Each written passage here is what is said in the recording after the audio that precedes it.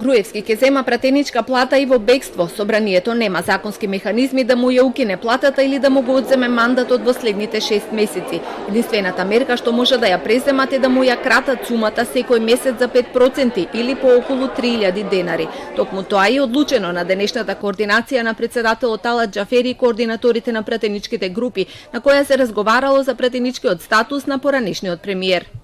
Донесен е заклучок дека пратеникот Никола Груевски од денешниот ден се смета за неоправдано отсутен, имајќи ги предвид информациите од надлежните органи дека тој се наоѓа во бегство. На пратеникот кој отсуствува најмалку 3 пати едно по друго на седниците на собранието, а за тоа не го известил председателот, му се одзема 5% од платата за секој ден отсуство, за што акт донесува Комисијата за прашање на избори и именувања. Овој член ќе важи за неоправданото отсуство на пратеникот Никола Груевски. На координацијата не присуствувал координаторот на пратеничката група на ВМРО ДПМН е Никола Мицевски, но бил информиран за заклучоците. Пратениците повторно ќе може да се обидат да му го одземат мандатот на Груевски дури после 6 месеци неоправдано отсуство, но и тогаш ќе биде потребно двотретинско мнозинство, што беше главната пречка претходниот обид минатата недела да биде успешен.